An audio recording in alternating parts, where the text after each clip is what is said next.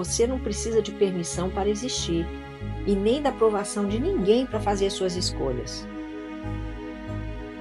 Foi um período contínuo de reconstrução de vida, de sonhos, de tudo. Comecei do zero, fiz o possível e até o impossível, aproveitando todas as oportunidades viáveis e corri atrás do meu sonho. Em nenhum momento pensei em desistir. Era aquela coisa de ter fé na vida e fé em mim mesmo. Muitas pessoas diziam que eu tinha enlouquecido. Quando você foge do padrão e toma uma atitude ousada, é comum ouvir que você surtou. Mas a verdade é que o melhor momento e a melhor hora para agir são aqueles que você cria. É preciso descomplicar o que for possível, buscar sua verdade interior e fazer as coisas acontecerem de alguma forma, sem jamais desistir dos seus sonhos, porque o maior pesadelo de todos é perder a capacidade de sonhar. E aos sonhos não importa o preço. Eu sou daquelas que segue à risca a cartilha da persistência. E se sinto medo, vou com medo mesmo, mas vou. O diretor do hospital em que eu trabalhava na época dizia sempre que eu era doida porque tomava atitude e depois corria atrás para fazer aquilo acontecer. E sempre dava certo, afinal, ousar e assumir riscos, tomar atitudes é uma constante na vida de um administrador. Quando você decide agir, a primeira coisa que precisa fazer é evitar pensar demais nas dificuldades que virão. Eu escolhia não focar nas consequências, porque se pensasse muito, jamais teria tido coragem de enfrentar tudo que enfrentei. Preferia me concentrar nas coisas em que eu acreditava. Trabalhava isso na minha mente e muitas vezes ficava diante do espelho repetindo centenas de vezes: eu vou conseguir. Era uma forma de encontrar as respostas dentro de mim mesma, como aprendi nos ensinamentos da ordem. Se você está enfrentando uma fase difícil, lembre-se de que mesmo as flores mais bonitas precisam enfrentar tempestades para desabrochar. Confie sempre na sua força interior. Durante esse período de reconstrução, quase não tinha tempo para nada além de trabalhar e lutar. Contava apenas com a minha força de vontade, com o apoio do meu filho e com os dias e as noites, enfrentando a enorme responsabilidade de ser pai e mãe de um adolescente numa fase bastante difícil. Eu tive que lutar muito, mais do que eu jamais imaginei, e percebi que em momentos de dificuldade, as pessoas têm uma capacidade incrível de superar limites que nem sabiam possuir. Essa foi uma lição que aprendi ao longo dos anos, vencendo as etapas difíceis que surgiam. Tornei-me especialista em dividir problemas em partes e resolvê-las uma a uma, até eliminar o problema por completo. É claro que não fiz tudo sozinha. Tive amigos que me deram força e palavras de encorajamento nos momentos mais duros.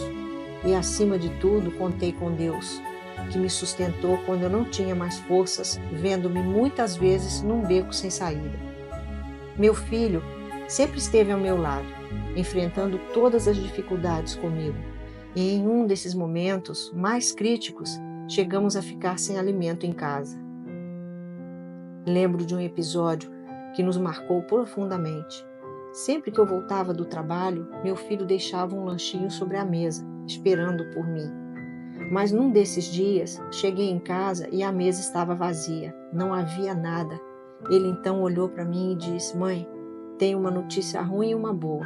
A ruim é que nós não temos mais nada em casa a não ser sal e um pouco de pasta. Eu desabei como uma avalanche descendo montanha abaixo. E meu filho continuou: a boa notícia, mãe, é que macarrão é energético. Vamos cozinhar, vamos salpicar um pouco de sal por cima e vamos comer. Isso nos dará energia. Não chora não, mãe. Amanhã é outro dia, então veremos o que fazer. O meu filho estudava pela manhã e trabalhava à tarde em um escritório de advocacia no centro da cidade. Muitas vezes ele ia e voltava a pé de Copacabana ao centro e do centro a Copacabana, porque nós não tínhamos dinheiro para a passagem. A distância era de 16 quilômetros ida e volta. Como o que eu ganhava não era suficiente para cumprir os compromissos do mês, além do meu trabalho no hospital, eu oferecia serviços de consultoria para empresas nas áreas administrativa e de recursos humanos. Entre as empresas que atendia, havia uma americana do setor petroquímico.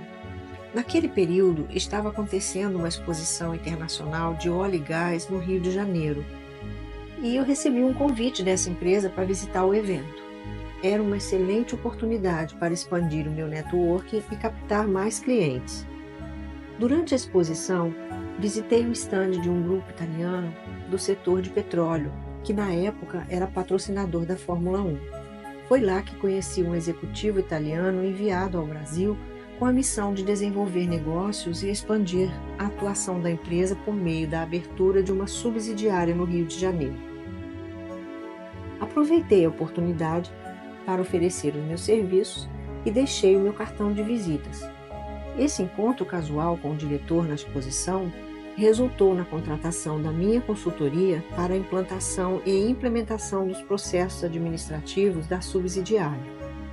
Essa empresa não possuía know-how na extração de petróleo em águas profundas. Por outro lado, a Petrobras, uma das maiores empresas de energia do mundo e pioneira na tecnologia de exploração nesse segmento, acumulava um vasto conhecimento e era amplamente respeitada, inclusive nos países mais desenvolvidos. Somente a Petrobras detinha a expertise para localizar petróleo no solo e nas águas profundas brasileiras. Consequentemente, o projeto desse grupo de explorar petróleo no Brasil acabou fracassando. E então, após 4 meses, a empresa se retirou do Brasil e a minha consultoria foi contratada novamente para desfazer todo o trabalho que eu havia realizado. Eles partiram e eu perdi o contato com os dirigentes. Eu nunca saía à noite, porque eu trabalhava durante o dia, tinha apenas o período noturno e os finais de semana para me dedicar aos meus projetos, exceto quando não surgiam emergências administrativas ou problemas em setores cruciais do hospital que exigiam a minha intervenção. E no computador trabalhava até às 4, 4:30 da manhã nesses projetos, e às vezes saía dali às 5 da manhã para tomar um banho frio, despertar e voltar a enfrentar o estresse do hospital. Eram praticamente 24 horas de trabalho duro, sem apoio de ninguém, exceto do meu filho, que naquele momento foi uma presença fundamental na minha vida. Éramos eu e ele enfrentando juntos as dificuldades. Por vezes, meu filho acordava de madrugada, me encontrava adormecida sob o teclado do meu notebook e me levava para a cama. E esse ritmo exaustivo durou quase 3 anos. Mãe, vamos para a cama, mãe. A senhora vai acabar ficando doente. Precisa descansar, mãe. Alguns meses depois, recebi um envelope com registro de recebimento vindo da Itália. Como estávamos no mês de dezembro, pensei ser um cartão de Natal. Eu havia perdido totalmente o contato com os executivos daquela empresa e não fazia ideia de que o executivo que havia contratado minha consultoria tinha sido enviado ao Oriente Médio. Quando abri o envelope, para minha surpresa, vi uma carta convite com uma passagem aérea e várias notas de dólares coladas cuidadosamente com fita adesiva, e estava escrito: Prezada Cris, se tiver disposta e tiver coragem para largar tudo e vir embora trabalhar comigo, eu tenho algo para você aqui no Irã.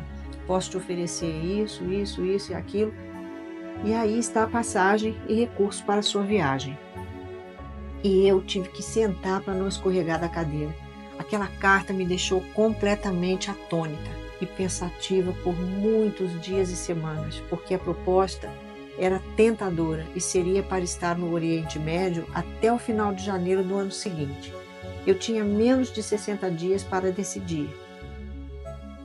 Depois de passar pela escuridão, você percebe que a luz não está no fim do túnel, a luz está em você. No Irã, estrangeiros e católicos não podem trabalhar, frequentar universidades ou acessar os mesmos lugares que os muçulmanos. E levar o meu filho comigo seria inviável, principalmente porque seria extremamente difícil para ele. Ele não teria como estudar nem trabalhar, o que representaria 5 anos de atraso em sua vida. Então conversei com ele como sempre fazíamos e compartilhei o meu dilema. Sua resposta não foi diferente do que já imaginava. Mãe, vai viver a sua vida, vire a página e seja feliz. A senhora merece, mãe. A senhora tem lutado demais. Eu fico aqui estudando, trabalhando, vou arranjar um amigo para dividir o apartamento, comigo e nas férias eu vou para lá, a senhora vem para cá, a gente vai se falando toda semana por telefone. Eu ficarei bem. Qualquer problema eu te chamo.